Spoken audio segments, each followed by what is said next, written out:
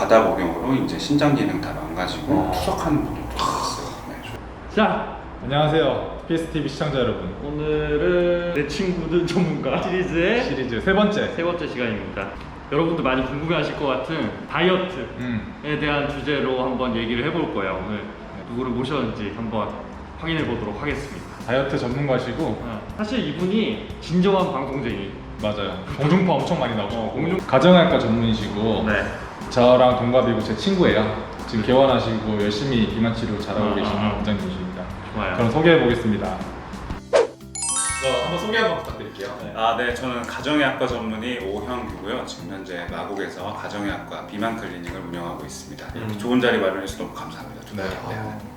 프로 방송. 그러니까 약간 이 멘트가 들어오는 사람은 처음이야. 굉장히 자연스럽잖아. 맞아. 그럼 아까 비만 클리닉을 유지로 하신다고 하셨는데 그럼 어떤 진료를 주로 메인으로 좀 보시는지 얘기 좀 해주세요. 일단은 비만을 주소로 오시는 분들도 꽤 많긴 한데 처음에는 고지혈증, 고혈압, 당뇨로 오시는 분들도 꽤 많으세요. 그런 분들이 젊거나 운동을 할 수 있어서 살을 빼실 수 있는 분들은 그래도 이제 약을 쓰기 전에 생활습관 개선이랑 이제 약물 쓰기 전에 약간 다이어트를 통해서 이 질환을 개선하고 싶은 분들도 꽤 많이 오셔서 저희 병원은 건강 다이어트를 추구하는 병원이다 보니까 그런 쪽으로 많이 사람들이 찾아주고 있습니다. 그러니까 일단 그냥 쉽게 생각해서 우리가 저 살 빼고 싶어요 이러고 오는 게 아니고 처음에 이제 뭔가 건강에 위험이 있기 때문에 와서 거기에 대한 이제 치료의 과정 속에 이제 비만 치료도 들어가는 거예요. 제가 알기로는 요즘 젊은 친구들이 고혈압도 엄청 많고 고지혈증도 많고 검사 하면서 그럼 이제 비만에 대해서 좀 집중적으로 물어볼게요. 왜냐면 저희가 성형외과니까. 네, 맞습니다. 실질적으로 다이어트에 관심 있는 친구들이 엄청 많고 그러면 이제 일단 기본적으로 비만이라고 했을 때 치료비 되게 많겠지. 네, 많죠. 제가 봤을 때는 첫 번째로 내가 살을 운동하고 도저히 식이요법에서 안 돼서 뺐다고 했을 때 첫 번째 하는 게 약일 거거든요. 먹는 약으로 좀 보자. 그런 약에 대해서 한번 설명해 주시면 좋을 것 같아요. 기존에 우리가 비만 약이라고 하면은 사람들이 보통은 이제 펜타민 계열의 식욕 억제제만 보통 생각하시는데 보통 이제 의원이나 저희 가정의학과 그다음 비만 클리닉 운영하는 분들은 단순히 식욕 억제제만 쓰진 않아요.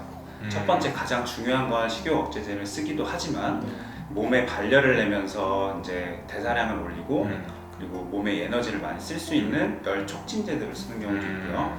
그 다음에 또 예를 들면은 우리가 지방 같은 걸 많이 먹잖아요. 그거를 바로 몸에서 흡수시키지 않고 변으로 바로 배출되게 하는 그런 약들도 같이 콤비네이션 하는 경우가 많습니다. 일단 제가 봤을 때는 크게 세 가지가 있는데 식욕 억제, 그 다음에 대사 높여주는 거, 흡수 낮춰주는 거. 또 하나 포만감을 주는 약이 있습니다. 이게 식욕 억제랑 좀 달라요? 포만감을 주는 것과 식욕 억제가? 식욕 억제는 머리로 작용해서 너 먹지 마라고 이제 쉽게 생각하시면 되고 포만감을 주는 애들은 먹자마자 나 배불러 라고 약간 다른 기전이라고 생각하시면 될 것 같습니다. 포만감을 늘려주는 약? 네. 그게 어떤 약인지 좀 설명 좀 해주세요. 포만감을 늘려주는 약은 일단은 체내에 들어가서 부피가 팽창하게 되고 부피가 팽창하게 되면 우리가 많이 먹은 것처럼 위에서 느끼겠죠. 아니요, 약이 조금 팽창한 미안 이렇게 약간 볼륨이 주면서 이제 포만감을 느끼게 해주는 뱃속에 뭔가 차 있다는 기분이 들어서 느껴지는 거고. 그러면 흡수를 좀 줄여주는 약? 지방 흡수? 지방 흡수 저해제는 제니칼이라는 원래 오리지널 약이 있고요. 맞아. 들어봤어. 보통 많이 놀라세요. 변을 보다 보면 위에 뭐가 둥둥 떠 있거든요. 다 기름이 그냥 흡수가 안 돼 그냥 배출되시긴 하는데 보통 이제 일반 의원에서 회식 전 약에 많이 포함되어 있는 게 그 제니칼이라는 지방 흡수 저해제입니다. 회식하기 전에 먹고 고기 같은 거 많이 먹잖아요. 그때 바로 지방을 배출되게. 삼겹살 먹으면 장난 아니에요. 맞아요. 그러면 속이 너무 불편한 그거 아니? 근데 이제 설사를 자주 하시는 과민성 대장증후군 환자들한테는 좀 안 맞아요. 그러면 대사량 높아주는 약? 대사량을 높여주는 약들에는 운동선수들 많이 드시는 또 아르기닌 아시죠? 네네. 영양제로도 나와 있는. 영양제로도 나와 있는 약인데 또 이제 병원에서 처방도 가능하거든요. 아르기닌은 사실 체내에 들어가서 경구 섭취를 했을 때 먹었을 때 흡수율이 30%밖에 되진 않아요, 사실상.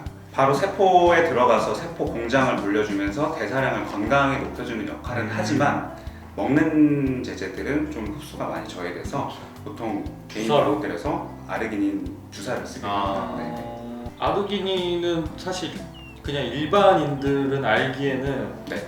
약간 그 정력 강화? 맞아요. 약간 이런 네, 맞습니다. 약 아니에요? 그러니까 비만 목적으로 쓰시는 분들도 있는데 요즘에는 저희 병원에도 음. 남성분들 40대에서 50대 남성분들이 이걸 찾아서 또 오세요. 음. 왜냐면 이게 혈관이 팽창시켜주거든요. 혈관 팽창 효과가 있어서 천연 비아그라라고 해서 효과를 보시는 분이 꽤 많으세요. 나는 관심이 없어요. 저는 필요한 정보 다 얻은 것 같습니다. 그러면 이제 펜터민에 대해서 아마 지난편 정신과 보신 분들 네네. 맞아. 이거에 저희가 그거에 대해서 너무 이제 안 좋은 면을 많이 들었어요. 약간 무슨 일정이 그러니까 약간 펜터민으로 과복용을 한 음. 경우에 이제 정신병적 질환이 생긴 소수의 환자들만 자주 보시니까 맞아요. 그런 이제 위험성에 대해서 많이 얘기를 네. 해주시긴 했거든요. 네네. 그래도 간략하게 한번 설명을 해주세요. 펜터민은 뭐 이전 또 서만석 원장님 네. 너무 잘 전문가시니까 잘 설명해 주셨을 거고 저는 좀 쉽게 음. 비만 목적으로 쓸 때에 대해서 네, 네, 좀 네. 알려드릴게요. 펜터민은 식욕 억제제 처방에서 웬만한 원장님들은 이 약을 안 처방하기 쉽지 않으실 거예요. 왜냐하면 효과가 확실하니까요. 단점은 뭐 다 아시다시피 불면, 네. 불안, 네. 끊고 나서의 우울증이 네, 항상 네, 네. 보통 다 호소하고 계세요. 실질적으로 원장들이 처방할 때 펜터민을 한 알 복용할 때는 보통 아침에 일찍 먹으라고 해요. 왜냐면 불면증이 거의 다 오거든요. 저녁에 늦게 드시다 보면 그 양리적 작용으로 인해서 저녁에 좀 불면증을 많이 호소하는 분들도 있고 꿈을 많이 꾸시고 깨는 분들도 많아요. 그래서 웬만하면 아침에 드시는 걸 권장드리고요. 네네. 대한 비만학회에서 추천하는 것은 3개월 이상 장기 복용은 하지 말라라고 권장하고 있습니다. 사실상 이 펜터민도 부작용도 있고 그래서 끊기 쉽지 않은 면도 많아요. 그래서 적당히 이건 비만 주치의와 상담을 하신 후에 처방을 받으시면 알겠습니다. 그러면은 이제 크게 아까 포만감 올려주는 약에 대해서 설명해 주셨는데 네. 저도 궁금한 게 포만감 높여주는 약의 불편함? 네. 아니면 환자분이 호소하시는 불편함이나 실질적인 부작용 같은 게 있을까요? 일단은 위장관계 불편함이 있으시겠죠. 변비로 고생하시는 분들은 아무래도 또 소화가 안 되고 네. 그리고 이제 복부 팽만감도 호소하고 계시고 뭐가 이렇게 꽉 차 있으니까. 약간 체한 느낌 아니에요? 체한 느낌 드시죠. 아. 보면 엑스레이 찍어보면요 가스가 많이 차 있는 경우도 많아요. 그래서 또 상황에 맞게 쓰시는 걸 권장드리고 있습니다. 그럼 지방 흡수를 떨어뜨리는 약의 불편함이나 부작용 같은 거? 아까 설명 한번 드렸는데 이거는 이제 설사 자주 하시는 분들 있죠. 그런 분들은 자꾸 과민성 대장증 같이 그렇지. 자꾸 화장실 가고 싶고 긴장하면 화장실 가야 되는 분들은 맞아요. 이게 안 맞아요. 왜냐면 더 그 배변 횟수가 잦아지기 때문에 뭐 이렇게 좀 편한 얘기로 기저귀 차고 다녀야 된다고 호소하는 분들도 계세요. 네, 심하시고. 네네네. 근데 나는 간략편이 좀 세가지고 그러면 한번 도전해. 그러면 이제 대사량 높여주는 약의 불편함 점? 뭐 예를 들어서 아르기닌 설명드렸는데요. 네. 아르기닌은 이제 저혈압 환자한테 쓰면 안 돼요. 아까 장점이 혈관 팽창의 효과, 혈관 개선의 효과가 있는데 장점이자 단점이 혈압이 떨어져요. 고혈압 환자들한테 좋겠죠. 일단은 좋긴 하지만 저혈압에는 이제 약간 좀 마르시고 또 날씬하신 여성분들이 그걸 쓰게 되면 오히려 어지럽다고 하는 분들도 많으세요. 그리고 또 금기사항에 또 협심증 과거력이 있는 분들은 좀 피해라 약간 금기사항이 있습니다.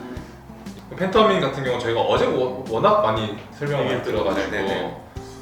그러면 많이 불편하시게 느끼는 점? 네네. 일반적으로 느끼는 환자들의 처음 먹는 환자들이 거의 모두 다 호소하시는 거 딱 하나 아까 말씀드린 불면이에요. 불면, 잠이 안 온다. 네네.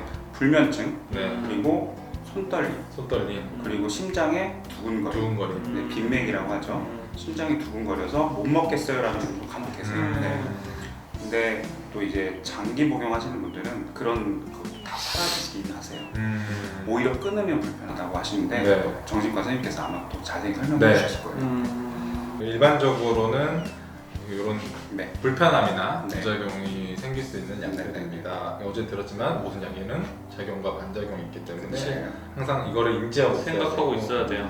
너무 작용만 바라면서 쓰면 안 되고 네. 부작용 항상 생각하면서. 그래서 이게 임의 처방 같은 게 절대 위험한 거고. 정말 피해야 됩니다. 근데 내가 딱 들었을 때 느낀 거는 의사 경험이 되게 중요할 것 같은 그치. 느낌? 왜냐하면 증상 이게 어떻게 병이 아니고 이 사람에 대해서 어떻게 이렇게 약 종류가 이렇게 있는데 이거를 사실 내가 알기로 하나만 쓰는 경우는 거의 없을 거고 네. 요거랑 콤비네이션이지. 콤비네이션 4 곱하기 3 곱하기 2 이렇게 되는 거야. 오. 경우 수가 몇 가지야? 아무튼 엄청 많잖아요. 24가지. 아니, 모르겠어. 아무튼 그게 많으니까 딱 봤을 때 이 환자는 요거 쓰면 효과 좋겠다. 그렇지. 요거는 요렇게 쓰면 효과 그게 좋겠다. 경험인 것 같아. 왜냐면 맞아요. 이게 사실 우리가 의대 공부에서 솔직히 말해서 배우는 그 약 같은 그런 건 아니잖아요. 네. 의대 그게 뭐 공부에서 질병이 아니니까. 네. 쉽게 말해 정답이 없는 거지. 그렇지. 그게 맞나요? 맞습니다. 네. 혹시 약에 대해서 혹시 한마디 더 하시고 싶은 거? 구독자분한테. 정말 저는 정말 말씀드리고 싶은데 비만 클리닉 하다 보면은 식욕 억제 처방을 많이 받는 분들이 꼭 많으세요. 근데 이게 옛날에 종이 차트도 있었잖아요. 우리 그때는 이제 DUR이라고 해서 걸러지지 않는 그런 게 맞아요. 있었어요. 시스템에서 이제 이렇게 하면 안 됩니다라는 네. 게 안 걸러져. 맞아. 근데 일부 좀 환자분들이 이거를 돌아다니면서 처방을 안 해주니까 약을 모아가지고 많이 받는 이제 거지. 많이 받는 분들이 계세요. 아, 이 병원에 돌아다니고 이 병원에 네네네네네. 돌아다니고. 근데 궁금한 게 이 병원에 돌아다니고 이 병원에 돌아다니면 이게 같이 공유는 안 되는 건가요? DUR이 없을 때는 그랬었어요. 아. 네, 뜨기 전에 종이 차트 쓰는 병원도 이게 네. DUR이 뭐냐면 예전에는 수기로 그 처방전을 내서 약국에 갖다 주면 그 약을 줘요. 근데 지금은 그러면 내 다른 병원에서는 이 사람이 약 받을 약관 줄 모르죠. 모르지. 네. 근데 지금은 이제 그게 전자 시스템이 돼서 이분이 어디서 약을 받고 처방을 하면 그게 자동으로 다 데이터가 올라갑니다. 네. 그 시스템이 DUR이라서 여기서 예를 들면 내가 뭐 2주 이상 처방할 수 없는 약을 일주치를 받았으면 이 의사한테 가서 일주일 이상 처방이 안 나가요. 맞아요. 네, 남은 약들이 우리 의사들 전산에 다 뜹니다 요즘에는. 그러니까 쉽게 말하면 한 곳에서 안 파니까 여기 이 병원 이 병원 돌아다니면서 그러면 오남용이 되게 심해지는. 투석하시는 분도 봤어요. 저는. 네. 약을 많이 근데 약을 많이 좀 또 이건 비만을 많이 하시고 네. 비만 약을 많이 내보시고 기전에 대해서 아시는 분한테 처방을 좀 받았으면 좋겠어요. 간혹가다 살이 빨리 빠지기 위해서 이뇨제를 막 무분별하게 쓰는 분들도 계신데 이뇨제도 먹네. 예전에 그냥 이게 얼마나 무서운지를 또 경험해봐야 아는 거니까 이뇨제가. 근데 이제 이뇨제 과다 복용으로 이제 신장 기능 다 망가지고 투석하는 분들도 있어요. 네. 조심해야겠습니다. 나 이뇨제 얘기는 언뜻 그냥 나는 흘러듣긴 얘기로는 모델들 런웨이하게 네네. 맞아, 먹는다는 먹는다는 얘기를 풍문만 들었는데 맞아. 일반인도 먹는 일반인도 확실히 소변량이 많아지고 몸에 붓기가 다 빠지다 보니까 확실히 본인이 느끼는 거죠. 그걸 못 끊고 이제 단기간에 쓰려고 만든 약이지만 소변량 배설을 위해서 그건 이뇨제는요 네. 엄청 무섭습니다. 이뇨제가 뭐냐면 소변을 많이 나오게 하는 약이에요. 그러니까 쉽게 말해서 몸의 수분을 빼주는 약이에요. 그러니까 수분이 비정상적으로 많이 찬 사람한테 치료 목적으로 써야 되는데 지금 얘기하시는 거는 일반인들이 다이어트의 목적으로 쉽게 말해서 수분을 쫙 빼서 말라 보이게 하려고 단기간에 효과를 주기 위해 쓰는 거죠. 그거 진짜 조심해. 이뇨제는 무서운 거예요. 위험해요. 네, 그렇습니다. 네. 또 한마디 하시고 싶은데 네, 꼭 이제 의사랑 상담해서 건강한 다이어트, 건강한 비만 억제제를 복용하시길 네. 바랍니다. 네.